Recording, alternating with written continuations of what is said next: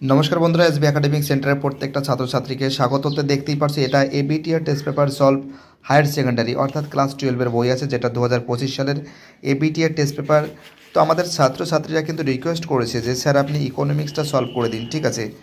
ইকোনমিক্সের জন্য কিন্তু রিকোয়েস্ট করেছে। তো দেখো আজকে আমি ইকোনমিক্সের কিন্তু পেজ নম্বর এসি 126, এই যে এসি 126-এর যাবতীয় যে এসএ কিউবগুলো আছে সেই এসএ কিউবগুলো কিন্তু সম্পূর্ণরূপে সলভ করে দেবো, ঠিক আছে। তোমরা লিখে নেবে খাতায়। তো দেখতেই পারছো এই যে এখানে যে এসি কিউবগুলো আছে, ঠিক আছে, যেমন চাহিদার দুটি নিয়মের ব্যতিক্রম উল্লেখ করে এই যে যে প্রশ্নগুলো আছে, এবং এই পেজ নম্বর 128, এই দুটো পেজের যাবতীয় এসি কিউবগুলো আমি সলভ করে দিয়েছি, ঠিক আছে। তোমরা দেখতে থাকো ভিডিওটা। বাই। তো দেখতেই পারছো পেজ নম্বর কিন্তু এসি 126 থেকে স্টার্ট হয়েছে। তো দেখো এখান থেকে যে সমস্ত এসএ কিউবগুলো আছে, প্রচুর ছাত্রছাত্রী কিন্তু রিকোয়েস্ট করেছিল, ঠিক আছে, যে স্যার আপনি এসএ কিউবগুলো একটু দিয়ে দেবেন আমাদের।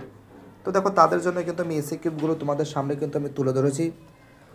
তোমরা কিন্তু এইগুলো কিন্তু বাড়িতে বসে ভালো করে কিন্তু প্র্যাকটিস করবে, বুঝতে পারলে। প্র্যাকটিস না করলে কিন্তু হবে না, মানে লিখতে হবে, লিখে বারবার প্র্যাকটিস করতে হবে।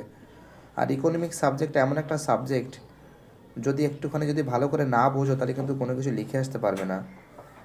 আমি যে সত্য কথা সেটাই তোমাদের আমি বলছি। আর তোমরা দুটো বই ফলো করতে পারো। জয়দেব সার্কেলের বইটাও কিন্তু খুবই ভালো বই আছে উচ্চ মাধ্যমিক ইকোনমিক্স পরীক্ষার ক্ষেত্রে। তোমরা অবশ্যই কিন্তু এইগুলো কিন্তু ভালো করে প্র্যাকটিস করবে, কারণ এইগুলো পরীক্ষার ক্ষেত্রে আসার চান্স খুবই বেশি।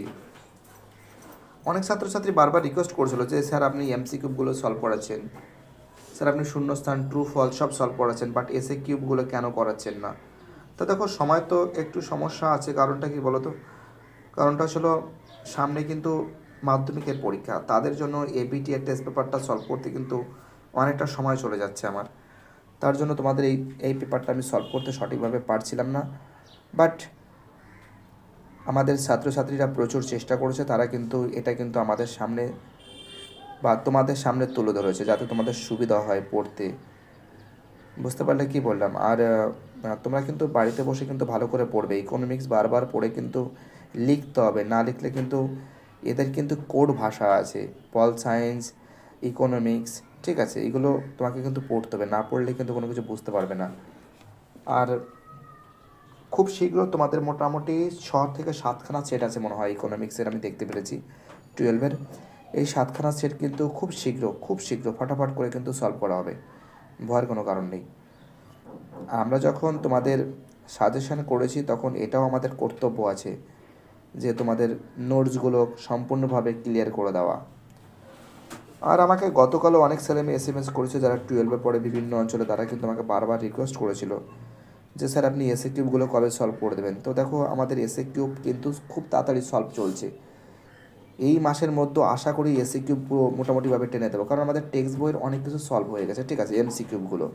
এখন আমাদের বাকি কিন্তু এসি কিউব। বাইটাটা সবাই ভালো থাকবে। তো দেখো এখানে যেমন আছে ঘাটতি বাজেট কাকে বলে, ঠিক আছে, এর অ্যান্সারগুলো কিন্তু দেওয়া আছে, ঠিক আছে। ঋণ গ্রহণ সরকারের অভ্যন্তরীণ বা কী বলছে বা বাইরে উৎস থেকে ঋণ নিতে পারে। ঠান্ডা লেগেছে তো, বুঝতে পারলে, কথা আটকে যাচ্ছে। লোডেন্স রেখা কি, এটা কিন্তু খুব ইম্পর্টেন্ট প্রশ্ন, এটা কিন্তু বড় প্রশ্নতে আসে, কিন্তু এর সঙ্গে কিন্তু অঙ্কও আসে ইকোনমিক্সের ক্ষেত্রে। আমি দেখতে পাচ্ছি যে এসডি থেকে, যেটা সমক পার্থক্য, এখান থেকে কিন্তু অঙ্ক আসে।